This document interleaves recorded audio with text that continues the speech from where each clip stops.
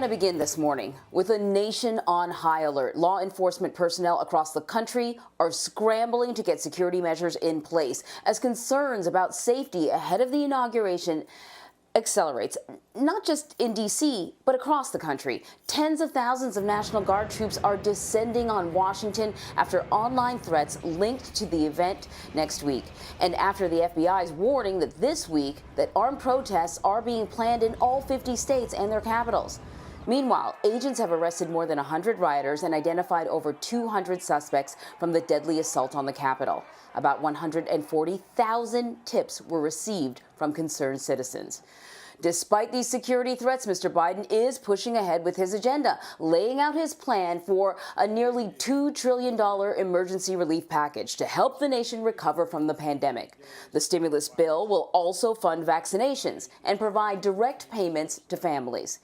Deborah Alfarone is on Capitol Hill. Now, Deborah, the mayor of D.C. begging people not to come there for the inauguration, but if people choose to, the nation's capital is going to look a lot different.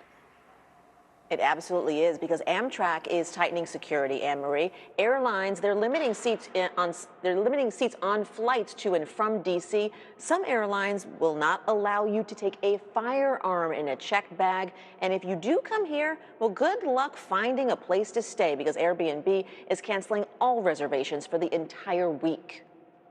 These National Guard members left Peoria, Illinois on Thursday, headed for the nation's capital. It's definitely a lot different than what my friends are doing. Bridget Wood is a freshman at Illinois State University. You get excited to do it, but you also get nervous because you never know exactly what to expect. Following the deadly attack on the U.S. Capitol, the FBI is warning of more potential violence in the coming days. We are seeing an extensive amount of concerning online chatter. As a precaution, President-elect Joe Biden, known to travel on Amtrak between Delaware and Washington for decades as a senator, has scrapped plans to take the train to his inauguration. Playing a vital role here. About 21,000 troops will be stationed in D.C. for Wednesday's event. Vice President Mike Pence thanked those already in place. We're going to swear in a new president, a new vice president. We're going to move our nation forward, okay?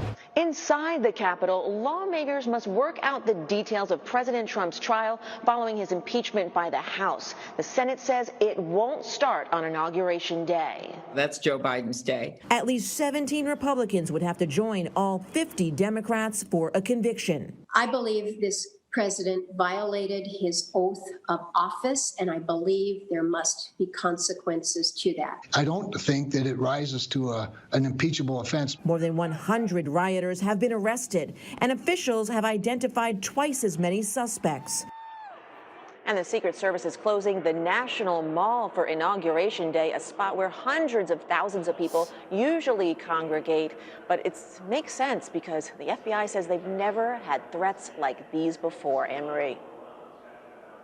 Wow, Deborah, thank you so much.